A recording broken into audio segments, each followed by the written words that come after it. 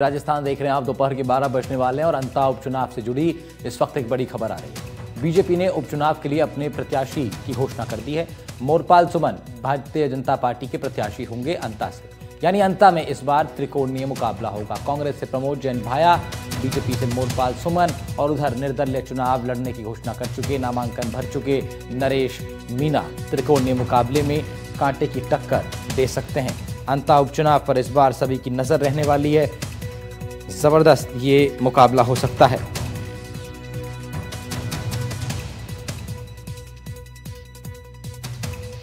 BJP ने उपचुनाव के लिए फिलहाल अपने प्रत्याशी की घोषणा कर दी है।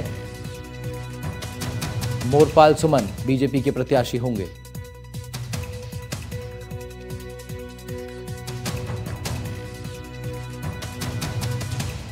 अंता सीट पर इस बार त्रिकोणीय मुकाबला होगा। नरेश मीणा निर्दलीय नामांकन भर चुके हैं। प्रमोद जैन भाया कांग्रेस के उम्मीदवार हैं और अब बीजेपी ने भी अपना उम्मीदवार उतार दिया है।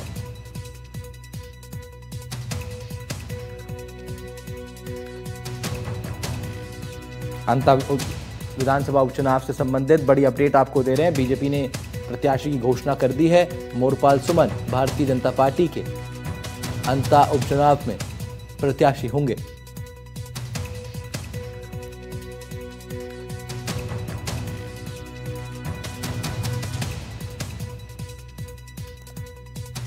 ब्रजेश परेथा हमारे सहयोगी हमारे साथ जुड़ रहे हैं, उनका रुख कर लेते हैं। ब्रजेश, कहाँ पर मौजूदगी है आपके पीछे? कुछ लोग मैं देख पा रहा हूँ, क्योंकि त्रिकोणीय मुकाबला इस बार अंता में होने वाला है। बहुत दिलचस्पी लोगों के अंदर भी होगी। क्या माहौल नजर आ रहा है?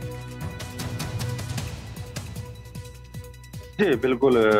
इस वक्त हम बीजेपी का जो कार्यालय है बारागा, वहाँ पर मौजूद है और बीजेपी ने अंतर विधानसभा सीट से मोरपाल सुमन को उतारा, इन पे विश्वास जताया है और हमारे साथ अभी मौजूद है।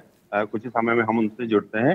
हालांकि भारतीय जनता पार्टी के ये जो है पार्टी के हैं और हम इनसे बात करते हैं, पहले जान लेते हैं कि इनके क्या मोटिव रहेगा। जी आगे जो आगामी चुनाव में पार्टी ने आपको विश्वास जताया है, अब आपका क्या रहेगा?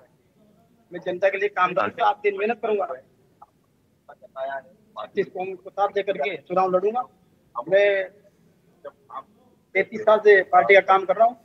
आज तक मैंने कभी जिंदगी में कोई ऐसा काम नहीं किया जो मेरे चरित्र पर दाग लगे, किसी प्रकार की कोई लांछन लगाओ। मैं 33 साल से यही काम कर रहा हूँ, पार्टी के चरणों में काम करता हूँ, जनता के चरणों में काम करता हूँ। आम जनता मेरे लिए मेरे भगवान ने 36 कौम को मैं हमेशा साथ लेके चला हूँ। मेरे ऊपर किसी जातिवाद का कोई लांछन नहीं है। आज तक के जितने भी चुनाव लड़े, मैं बिना समाज के जहाँ दरखास्त होती वहां से मुझे पार्टी ने दिया है, मुझे चुनाव जिताया पार्टी। जी, अब जैसे कि अंता में ये उपचुनाव हो रहा है, 2 साल में बाद फिर से चुनाव है। अब जो लोग हैं, वहाँ के लोग हैं और पहले के जो विधायक थे उन पे आरोप थे, वो जेल चले गए। आपकी ही की पार्टी कहते हैं, आप लोगों का जैसे आपके लिए मुकाबला कठिन होगा, उसके लिए क्या कर पाएंगे आप? सबसे पहले तो मैं कहूँगा गवर्नर जी पे कोई आरोप नहीं था, वो आम कार्यकर्ता के लिए लड़े थे। ऐसा नहीं है ये जानबूझ के कोई उनके ऊपर आरोप लगाते हैं कि उनके ऊपर लांछन नाम की तो कोई चीज ही नहीं है। हर नेता पार्टी के कार्यकर्ताओं के लिए जान लगाता है, हमेशा लड़ता है। यही तो नेता की पहचान है। वो कार्यकर्ता के लिए काम नहीं करेगा, उसके लिए खड़ा नहीं रहेगा तो कार्यकर्ता उसको क्यों नेता क्यों मानेगा?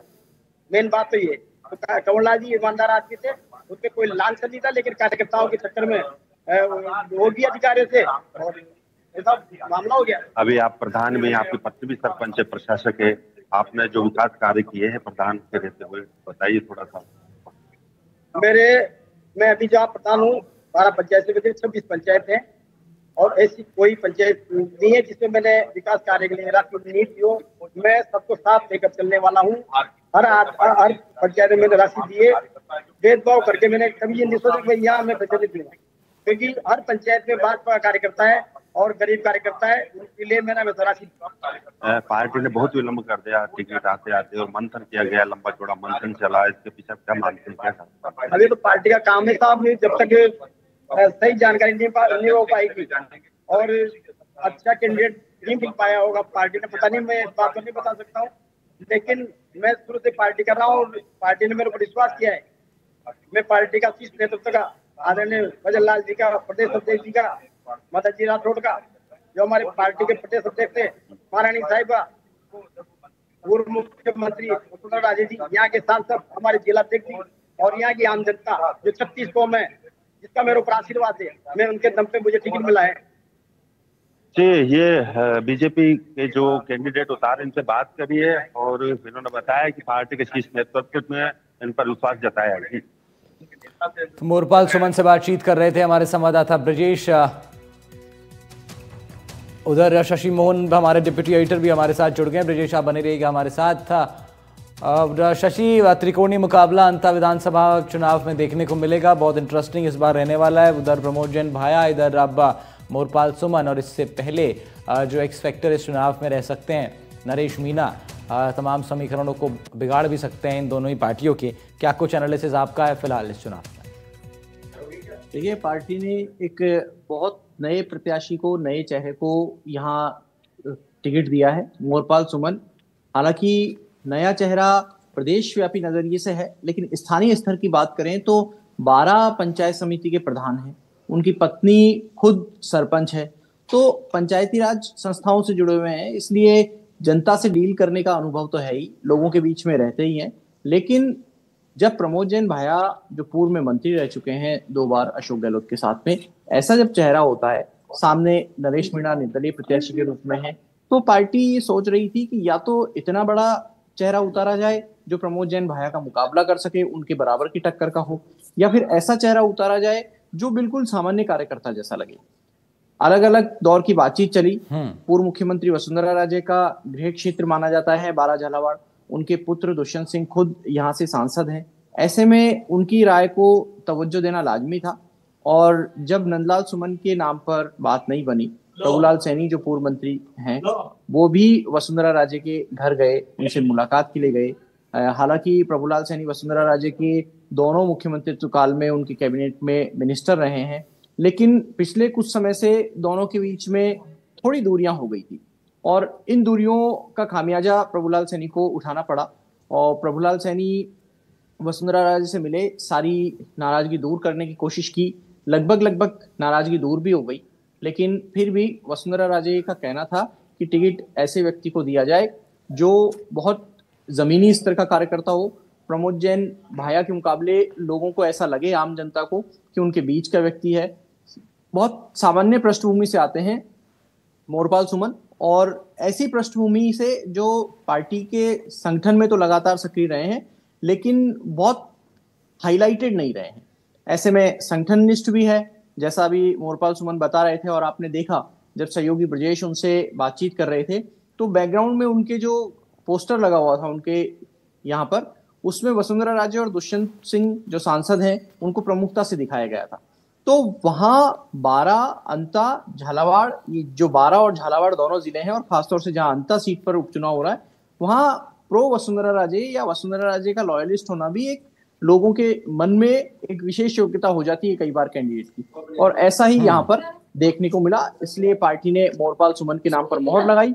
पार्टी की ये कोशिश है कि सभी एकजुट होकर के, जैसा कि मदन राठौड़ कहते हैं, एक मुखी होकर चुनाव लड़ेंगे, तो उस एकता के सूत्र में पिरोने के लिए ऐसा चेहरा लाना जरूरी है। ठीक है शशि, मैं लौटूंगा आपके पास, और बहुत आसान भाषा में हमारे डिप्टी एडिटर ने आपको समझाया क्यों आखिर बीजेपी ने मोरपाल सुमन पर दांव खेला है। मैं लौटूंगा शशि आपके पास, कंटिन्यू करेंगे इस बातचीत को। उधर ब्रजेश के पास हम लोग वापस जरा लौटते हैं। ब्रजेश, कुछ कहना चाह रहे थे आप? जी बिल्कुल, मैं बता देता हूं कि अब जैसे ही मोरपाल का जो टिकट फाइनल हुआ है, उसके बाद भाजपा खेमे में यहाँ पर खुशी की लहर है, और जो मोरपाल है उसके पास भाजपा कार्यकर्ताओं का लगातार पहुंचना शुरू हो गया है और उनको बधाई का दौर जारी है। हालांकि ये चुनाव अब 11 तारीख को होगा और 14 को परिणाम आएगा, लेकिन एक तरह से जहां भाजपा के द्वारा विलंब से टिकट करना भी थोड़ा सा माना जा सकता है कि भाजपा ने थोड़ी देरी कर दी टिकट देने में। नहीं, लेकिन ब्रजेश, भाजपा का तो ये तरीका ही रहा है, हमेशा वेट एंड वॉच की स्थिति में बीजेपी कई बार रहती है, और अक्सर हम देखते हैं कि सूची जारी करने में बीजेपी हमेशा अंतिम पायदान पर होती है। और लेकिन शशि, ये पैतरा उनका काम आता है क्योंकि सूची अंत में जारी करते हैं लेकिन परिणामों में सबसे अव्वल काफ़ी बार अब बीजेपी आती रही है चुनावों में। तो ये जो ब्रजेश ने बात कही कि काफ़ी देर कर दी बीजेपी ने, इसके पीछे क्या कारण आपको लगता है इस पर्टिकुलर चुनाव में, कि क्या चेहरा पहले भी उतारा जा सकता था, क्यों आखिर इतने टाइम तक वेट किया, क्या कारण रहा होगा? लेकिन अगर पार्टी चुनाव जीतती है तो यही बात देर आए दुरुस्त आए में बदल जाएगी और पार्टी उसकी कोशिश भी करेगी। बीजेपी दरअसल जो अपने आप को कहती है संगठन निष्ठ या कार्यकर्ता कैडर बेस्ड आदमी है यहाँ पर, तो कैडर बेस्ड संगठन होने के नाते पार्टी को पता है कि उसका टारगेट वोट क्या है, किन लोगों को उनको टच करना है, और बीजेपी का कार्यकर्ता लगातार सक्रिय रहा है। ये बात सही है कि चेहरा आज आया है, लेकिन इससे पहले संगठन हमेशा लोगों के बीच में काम करता रहता है। कांग्रेस का संगठन भी ऐसी ही बात कहता है और वो भी कमोबेश कोशिश करते हैं, लेकिन जिसकी ज्यादा व्यापक पकड़ होती है, जिसको जनता के बीच में लगातार जुड़ाव का सिलसिला रहता है, ऐसे व्यक्ति के जीतने की संभावनाएं ज्यादा रहती हैं। अब अगर देख लिया जाए तो जब कंवरलाल मीणा की अयोग्यता की बात आई थी, जब कोर्ट में उनको सजा सुना दी गई थी,